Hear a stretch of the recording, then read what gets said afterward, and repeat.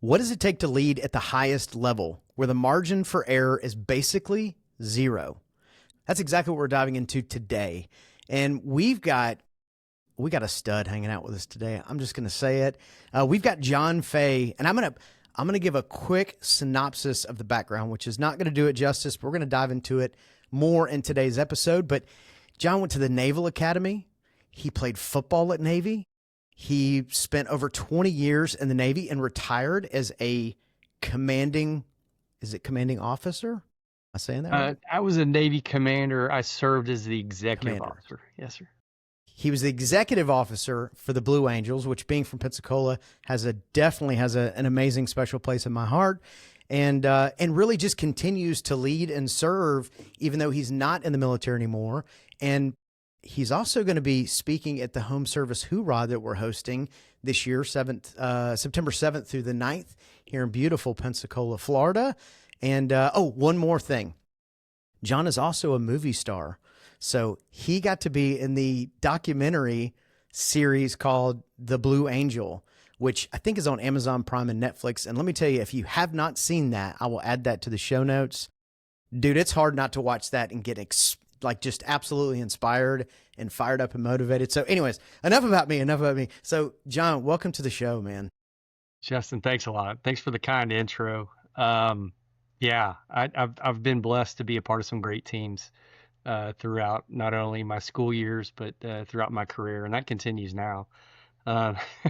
Yes, I was in a movie. It was pretty cool. 22 and 23 seasons with the Blue Angels. So if you go to IMDb, the movie database, I have a page there, but my credits are pretty slim. And Screen Actors Guild have not sent me my invite yet to any of the award appearances nor membership. So I'm still waiting on that. It's on the way. It's on the way. I know it is. It's in the mail. I will say from obviously on this show, we talk a lot about leadership. And watching that documentary, just like a whole different level of appreciation for a completely different level of leadership. And I don't want to jump into the Blue Angel section of it just yet. I want to kind of talk about your journey even getting into the Naval Academy. At a very young age, that is a humongous accomplishment, and that doesn't happen by accident. So as a kid, did you picture yourself going to the Naval Academy and being in the Navy? No, not at all. Matter of fact, as a kid, I wasn't aware of the Naval Academy. I think the Naval Academy's been benefited over the last probably 30 years of a lot of things. Outside the Army-Navy game, I wouldn't have known the Naval Academy. And even then, I think I always just thought it was just a bunch of dudes in the Army and dudes in the Navy playing each other in this game. I think luckily we've all Army, Navy, Air Force, the three major D1 service academies have had really great football years, and that has allowed them to have a little bit more of a national following. So for a kid in Fort Worth, Texas, I didn't really know a whole heck of a lot about the Naval Academy. I did benefit from the fact that my parents raised my brother, my sister, and I just incredibly well, and I was fortunate to have a brother that set that foundation and the footsteps early on. He originally went to Texas Tech to play football as a quarterback, and then ended up transferring his freshman year at the end of halfway through his freshman year to go to the United States Naval Academy and play football there. And it really was more of a decision of something bigger than oneself. He felt he wanted to fly in the Navy, which he ultimately ended up doing. And as a younger brother, I had some great footsteps to follow with both my brother and my sister. But those footsteps led me to the Naval Academy, where I had the chance to play football as well as a slot back, and so I was pretty fortunate. And that's ultimately what led me there. Yeah, our son is in the Marine Corps, so now we watch that game. We're serious about the game, so we're serious about beat Army. Yeah, I love it. It's either way, the Army Navy game is it's a sibling rivalry, and at the end of the day, we shake hands and we have all the respect for one another. I would wish Army the best in all 10 of their 11 or 11 of their 12 games, whatever it may be, or if it's even more than just that. Not that one. Just not that one day. Not one day we can go to war, and then we'll shake hands at the end, and have the utmost respect for them, for sure. Yeah, that's fantastic. So you went to the Naval Academy, played football, crushed it there, and then obviously jumped into the Navy. Spent 20 plus years there. I would did. imagine got exposed to some 24. pretty awesome things. 24 years. I was a naval flight officer. And the unique thing about a Naval Academy too, or any of the service academies, is it's not a 4-year decision. It's beyond that. You have a 5-year commitment on the back end at minimum, and for several different pipelines that you may pursue, it can be even longer. So in my case, it was not it was a 9-year decision at minimum, and ultimately ended up being kind of a 28-year decision overall, and has been fruitful for all of my life. I think a 50-year decision. I'm so incredibly grateful of what I learned there on the ball field, in the classroom, and with the connections and friendships that I made there. Well, and what's really cool is you made that decision. I don't know exactly when, but somewhere between probably 17 and 18 years old, you made that decision. Crazy. Yeah. Better lucky than good sometimes. I was pretty lucky.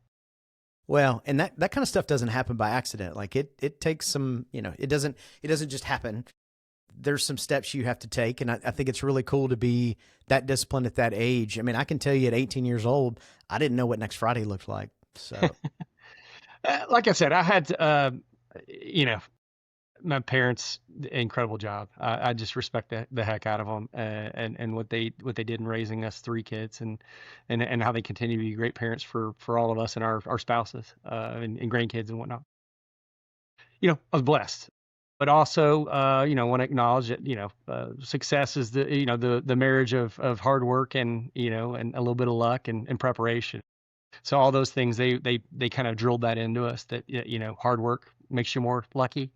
exactly. And Yeah. truly believe that. And I think that that's probably something that would resonate with your, with your business owners, the folks that are out there grinding and stuff, that like, yeah, there's luck. There's certainly luck in the market, and there's luck in life. But if you do the right thing and you work hard, you'll find yourself probably a little bit more lucky. Well, and being prepared to seize the opportunity. Yes. That's kind of the other opportunity. Like had you had the opportunity to go to Annapolis and you didn't have good grades, and then those wouldn't have intersected. in whether it's an academy, especially with academy and sports, we've D1 athletics throughout. Service in the military, half the time it's a product of not being injured. And I got my own stories about that, and that's for another day. But to be able to finish a military career, some people don't have that opportunity. Sometimes it's you may have an injury, and that forces you to go and pursue other things. But in the end, again, apply yourself with vigor and enthusiasm and the right attitude, and things will work out. So at what point did you get the opportunity? Well, I guess at what point did you see the Blue Angels and think, dude, that's it. That's me. Yeah. Where were you in the career when that kind of became a goal? Again, that doesn't just happen overnight. Yeah, no, it's a great question, and it's one that we would get a lot as while traveling on the team and interacting with the public, which is kind of 50% of the role, right? Half of it is going out and doing a demonstration to be able to showcase the teamwork and professionalism of the United States Navy and Marine Corps, but the other part of it is the public outreach portion, and you're always on. So I love that question, because for me, I was moved. There were guys that had amazing stories on the team. There were guys that were pilots on the team that had gone and had some interaction with a pilot when they were younger, 8-year-old at the flight line, and some pilot, came up and signed an autograph and on a, toy jet or whatever. And it inspired them to pursue this career and go be a naval aviator and do amazing things. That wasn't me. My grandfather did work at General Dynamics, and he was part of the original rollout of the YF-16 at the time. So the F-16, everyone knows the F-16, just one of the most successful jet fighter programs internationally.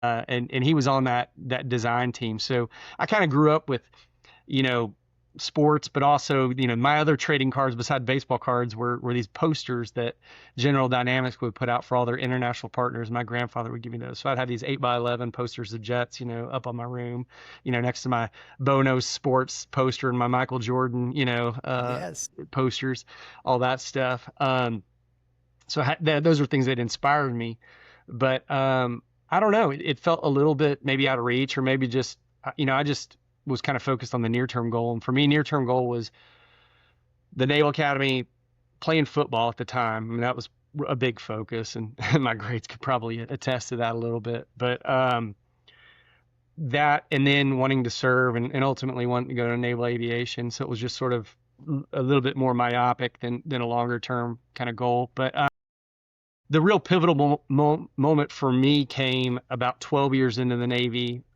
My family, my wife and I and kids were stationed in Hawaii, and the Blue Angels came out to Hawaii. And I'd grown up seeing Blue Angels and Thunderbirds and all that stuff at Carswell Air Force Base, which is now Naval Air Station Joint Reserve Base Fort Worth.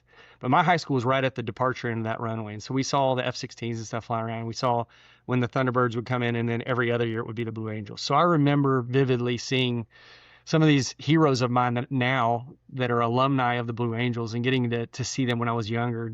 Who would have thought, years later, that I'd be able to call these guys friends and teammates. But that 12-year mark in the Navy, when they came out to Hawaii, they were practicing. I just remember we'd taken the day off, and I'm in the backyard with, I think, my daughter and my son. We had a little blow-up pool, and we're just watching them fly over, and it felt like you could reach out and touch them.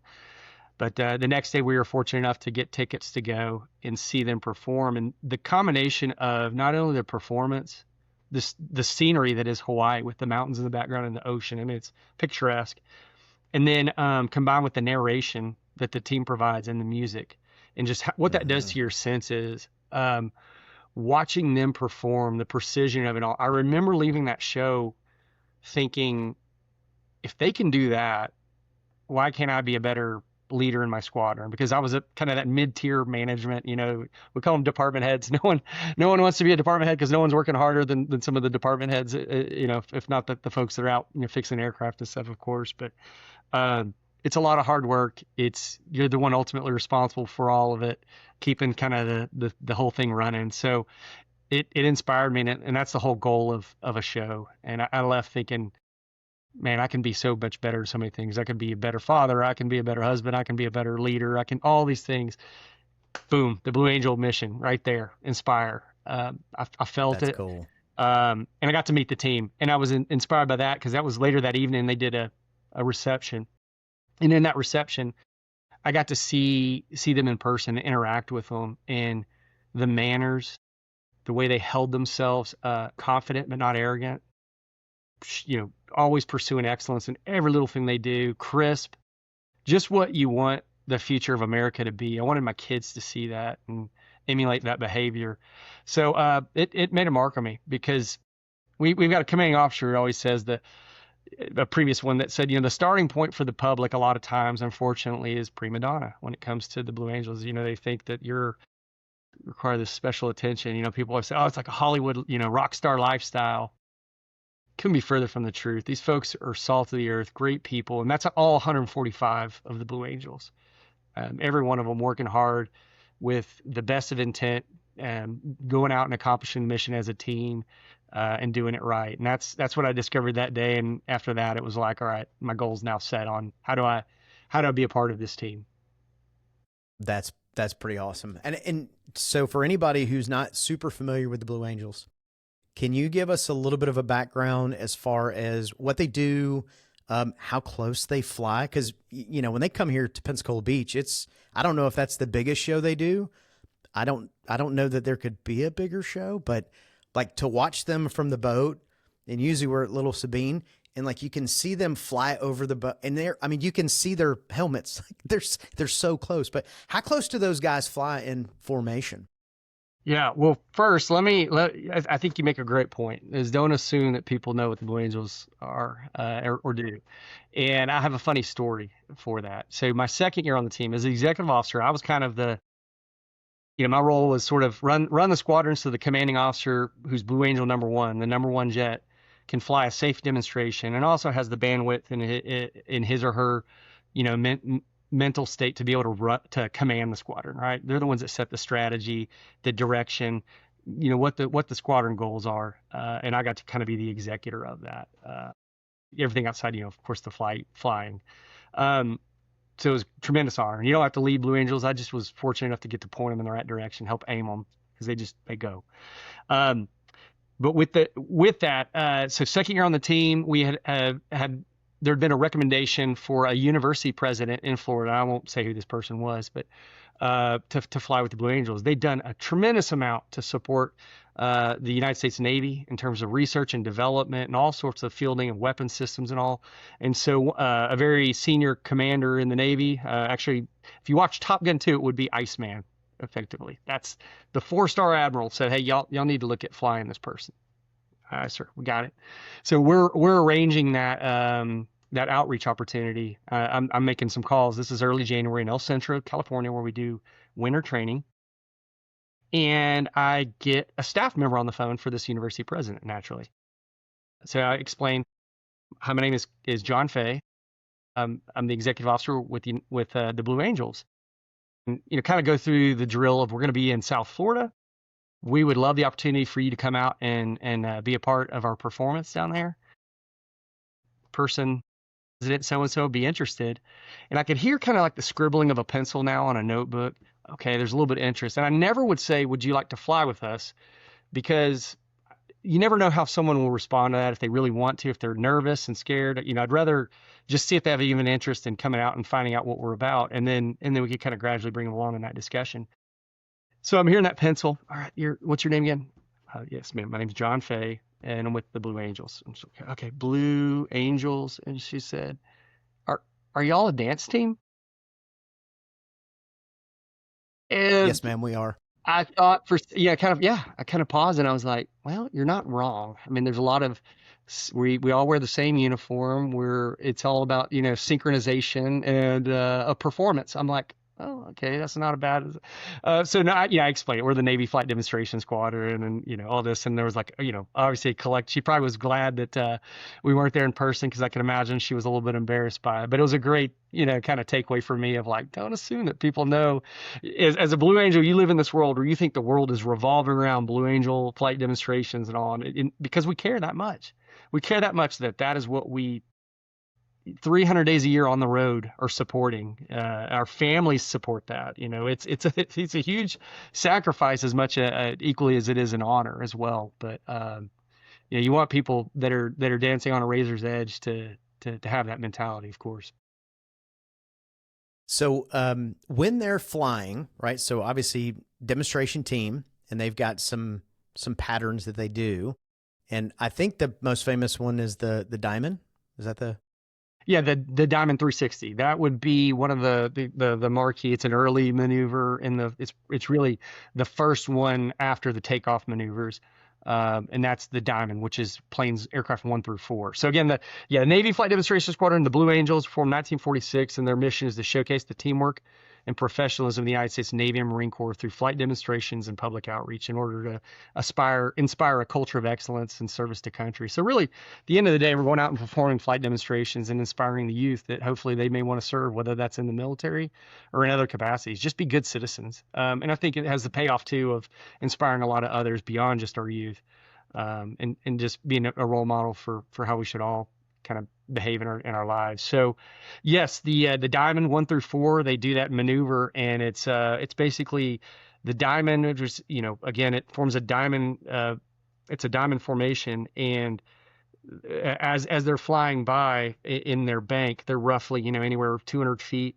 350 knots, which is, roughly give or take 350 miles an hour. Think of it that way.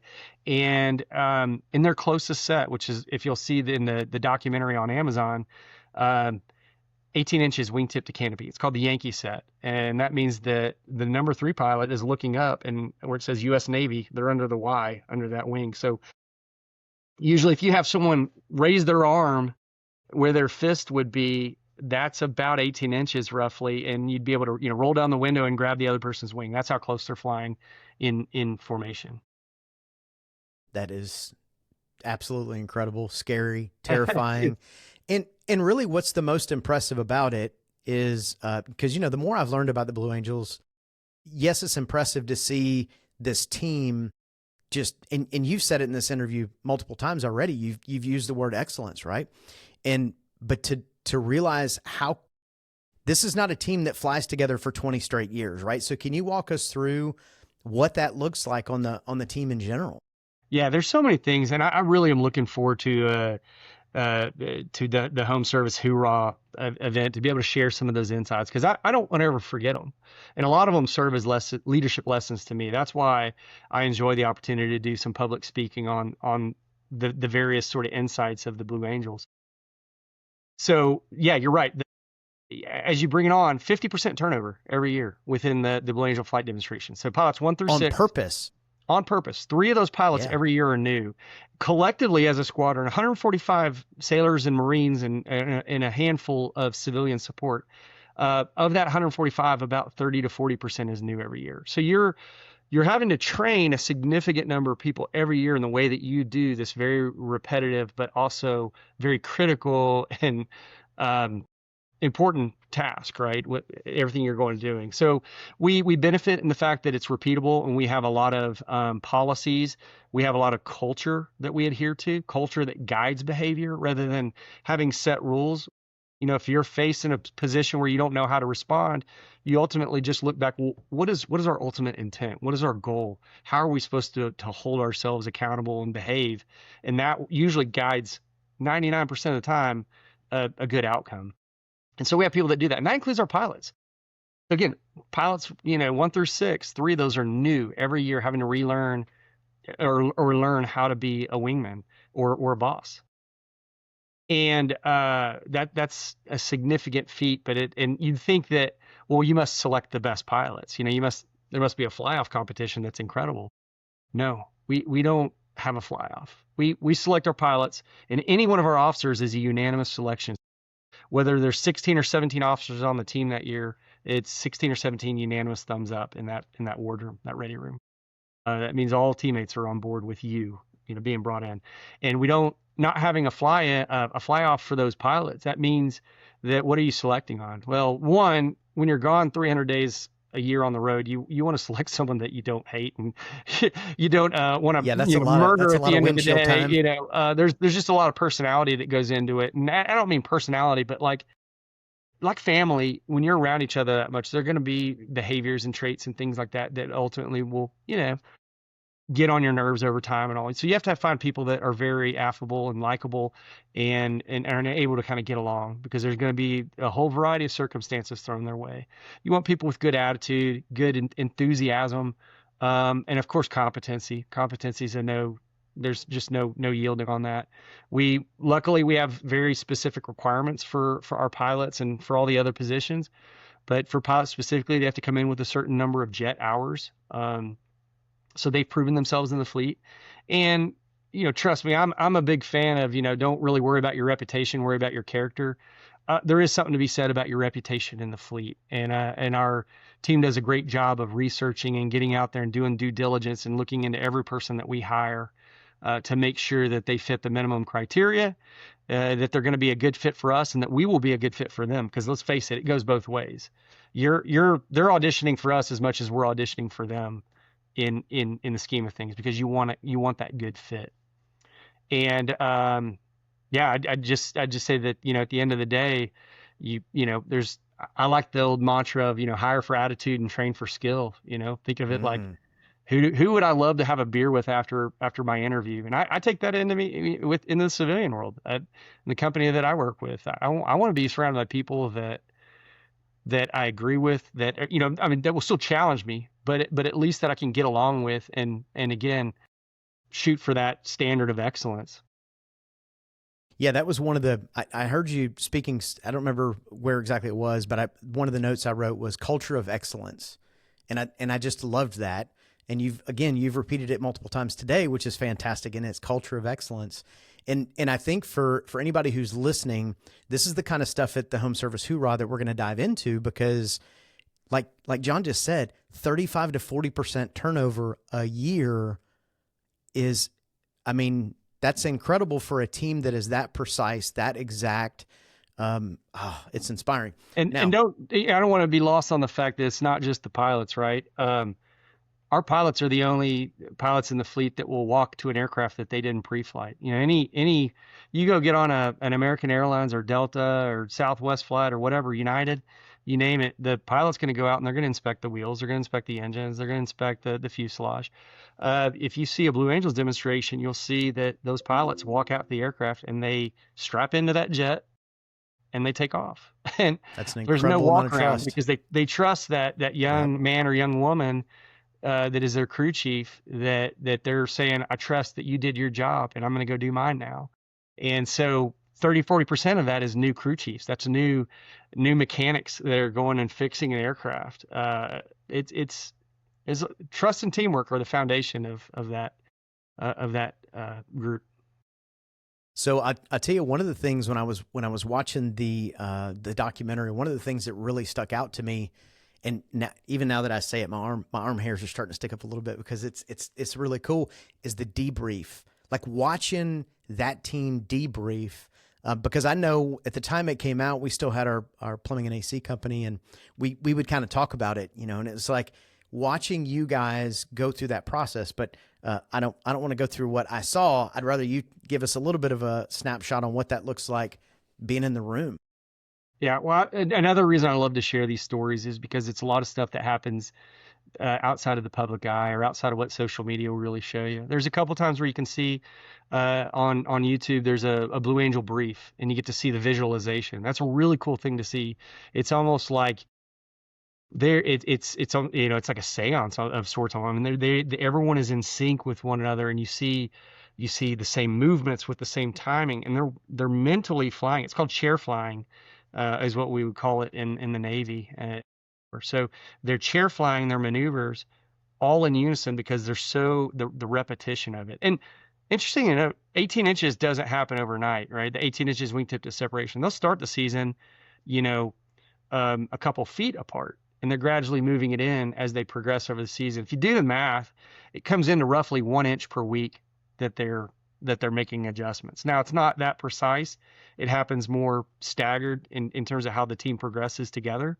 But if you basically take a starting point of about 3 feet from when they got to winter training to 18 inches in November, it's roughly an inch per week that they're making an adjustment. So to that point, the real magic happens. Not only the virtual, the chair flying is the preparatory phase, but the real learning happens in the debrief, and that's twice as long as our performance. Performance is roughly 45 minutes long. A debrief will run about an hour and a half, and it's old school. It reminds me of football days of watching the film. The coach kind of rewinding it, and here's what do we do here? What were we thinking? But what struck me there is I always expected. I had this expectation that the debrief would largely be the person who's in control running it and saying, all right, here's where you screwed up, and this, and kind of that coach mentality of like, here's what you did. But a really cool thing happens in the Blue Angels where everyone takes individual accountability for it. And there's no shame in saying, hey, I screwed this up. Now, don't get me wrong.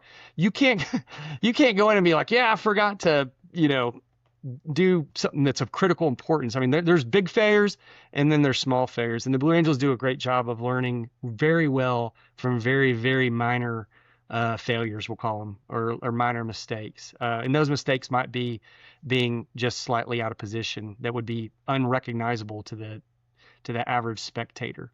But to that Blue Angel pilot, to that Blue Angel safety crew, it's a debriefable item that's going to get significant amount of time and discussion in terms of what went wrong and how do we correct it. And then also the affirmative commitment that you're going to fix it.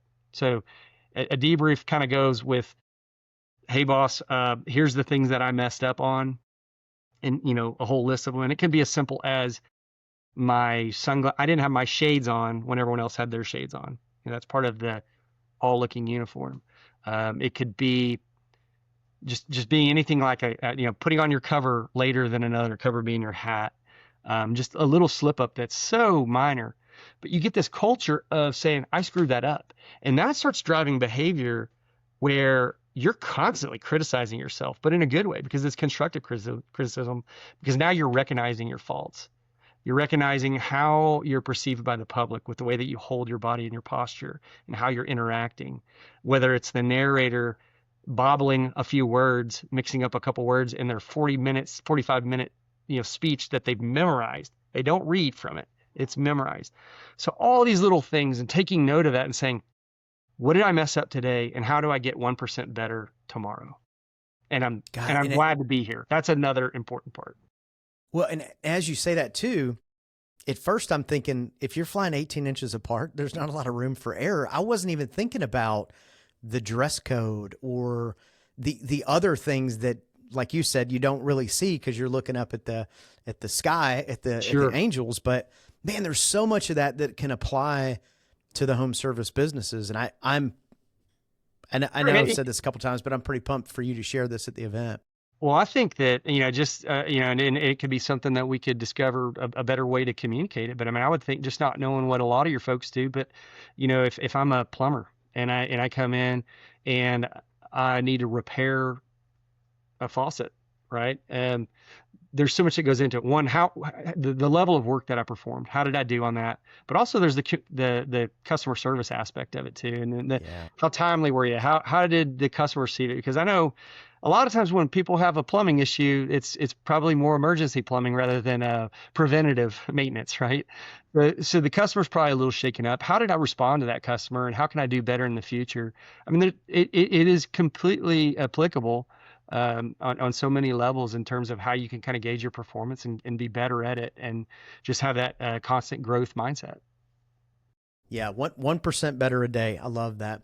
So let's shift gears a little bit. So now you're retired, and now you're in the civilian world, the private sector. So what does life look like now for Jon? Um, it's great. I would have thought when I left the team, I felt like I had a double whammy in the sense that I left the Blue Angels, this highly functional, very close knit team, and I was also leaving the Navy because I retired out of position. I'm an abnormality because pretty much everyone on the team is from the fleet and they're going to go back to the fleet, meaning they're from they're flying aircraft or they're fixing aircraft or they're squadron professionals, whether it's medical, administrative, logistics, you name it. They're going to go back to doing that core competency in the military, in military service. I was just fortunate that I'd served my time, and my family and I talked it through and just decided that we want to kind of close that chapter and start a new one. So the transition on that was tough because I was not only leaving that team, I was also leaving the naval service, which had been a part of me since I was 18. So it was tough. It's equivalent. I do a lot of work with the Blue Angels Foundation now to support that. It's a nonprofit that supports veteran continuum of care. And what that means is basically helping veterans transition, whether that's mental health training, PTSD or TBI type symptoms and all. And they work with a lot of other great partners that provide that service. But an analogy that is commonly made that I can tell you is true is it's like being a lifelong fan of a team. If you're a fan of, you're the Kansas City Chiefs fan, you've got your jersey, you go to the tailgater every Sunday, and you've got your foam finger and your hat and your season tickets, and you're there and you're just excited, you're pumped. And then one day the Chiefs come up to you and they say, "Hey, thank you so much for being a fan for 20 years. We really appreciate it, but we're going to need that jersey back and we're going to need that foam finger, and you can't come to the tailgater anymore." It's a little bit, it's a slight exaggeration, but then again, it's not, because it's a tough Yeah. mental battle too. And when you're putting that combined with maybe some of the trauma that you've not fully reconciled, or some of the losses that unfortunately that we go through, and then all that your family's gone through, and you're sitting there going, how am I going to provide for my family, and how do I articulate what I did into the civilian sector? It can be a challenge, and I wasn't immune to that. But there were a lot of people and a lot of organizations that helped me get through that. And I'm glad to say I'm in a position where I thought leaving the military, I would be, maybe the pay would be a little bit more competitive than what the military provides, but I wouldn't have that camaraderie and that esprit de corps and that love for my teammates like I had in the military. And that's not true. It's great to be in an area where you can be incentivized for your hard work and your contribution. I think that's what the civilian sector does. That's capitalism at play, and I love it. But Yeah. also, I am so blessed to be a part of a team and a company that values its employees, and values their contributions and takes care of us. So um, I realize it's really less important what I'm out there doing, but more what I'm a part of, and the culture that I'm a part of. That's what matters to me. So for anybody listening, basically what he described besides great culture is performance pay.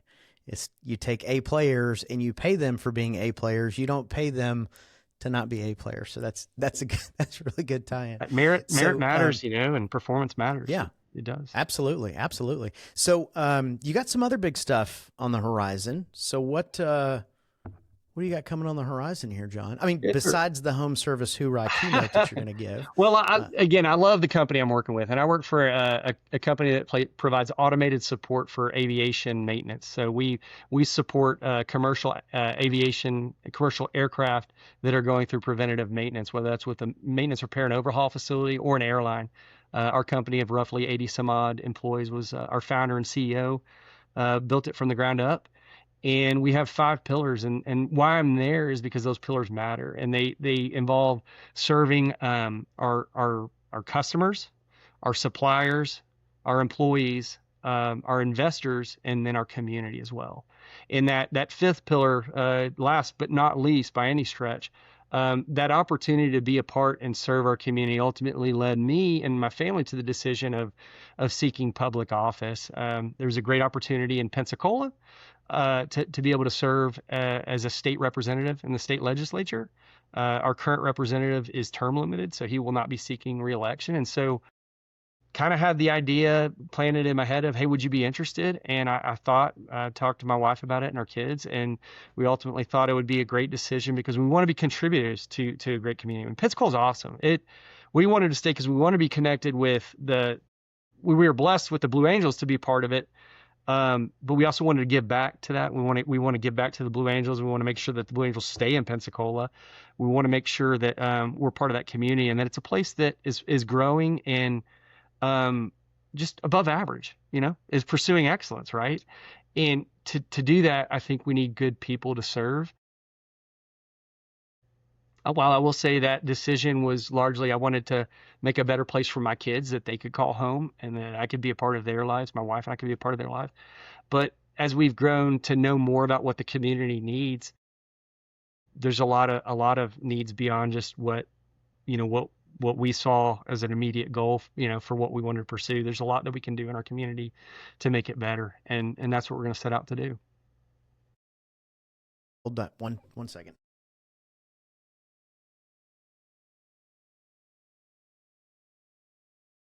I have no idea where that was going off. I didn't hear it. Sorry. See, power of editing. Yeah. So when you say all that, in my head, what I think of, and again, this is something we talk a lot about on the podcast, is servant leadership. And that's what it is I don't think that, and I could be wrong on this, but I don't think you're like, oh, I can't wait to be a politician. It's more about the servant side of it and being part of the community and helping move it forward. And my goodness, we must keep the Blue Angels here. It's not even an option. Yeah. What's really cool, I neglected to mention, you mentioned the Pensacola Air Show. Every year, 32 shows that the Blue Angels perform. Those rotate throughout the country. There's only a handful of shows. There's I forget the number now, 4 or 5 that are pretty traditional. They're fleet weeks, like San Francisco Fleet Weeks. So the Navy's showcasing a lot of capacity and capability. The United States Naval Academy graduation flyover and the show that they put on there. So there's a couple that are repeatable, and you can pretty much guarantee every year they're going to be on the schedule. But Pensacola is the only place in the world where the Blue Angels will do 2 performances every year. And that's the Beach Air Show, Pensacola Beach, and then the end of season homecoming show, usually at Naval Air Station, Pensacola. There have been off years where they've had to go back to the beach with COVID and all, but it's the Blue Angel homecoming show at NAS Pensacola, and nowhere else in the world are the Blues going to perform twice a year. And that's that's a guarantee that I would love to see, be made, that's always going to happen. So it's a pretty cool thing to be a part of, and you're 100% right. I have zero desire to be a politician. I feel like, go from being the Blue Angel, a part of the Blue Angels, where everyone wants to hug you and excited to see you and waving at you, to a politician. People want to punch you at times. So I don't know what I'm stepping into, but I do have a desire to just serve. And again, it'll be interesting to see how that can pan out in politics, because usually you're not told that you can ever make a mistake, but let's face it, we're all we all make mistakes. But again, if I can survive on learning from small mistakes, I'm confident that I can be a good servant for our community. Well, and our community is very lucky that you would even consider running. Like that's just the truth. We're excited about it, and we're blessed that you would even consider doing it, because you're right. That is not a job I would take. So I'm appreciating the opportunity to learn more about our community, learn some things that I think will make me a better business executive, and hopefully a better husband, father, and all those things. awesome. Well, Jon, I appreciate you coming and hanging out with us. And really, for anybody listening, HomeServiceHoorah.com. Get your tickets. Jon's going to be hanging out with us. It's going to be a badass event. It really is. It's going to be at the Hilton in Pensacola Beach, and it's going to be awesome. It's going to be a lot about culture and leadership and hiring and retention. And when we were talking about it, so Kate, that's on our team, said, "Oh, I know Jon," and we're like, "Okay, well, who's Jon?" And then she goes through it. I go, Jon Fay. Okay, yeah, that's great. So she did a really good job of connecting it, and really, it ended up being such a perfect tie-in to the more we learned about you and your background. And obviously, I'm from here, so we've always had a love for the Blue Angels and what they do, and we're fortunate to have you and excited. And so, for anybody listening, make sure you get your ticket and come and hang out and get to meet Jon.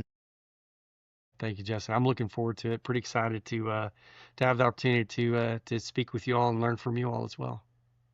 Good deal. Thank you, Jon, and appreciate everybody for coming and hanging out. Thank you. I'm glad to be here. See you soon.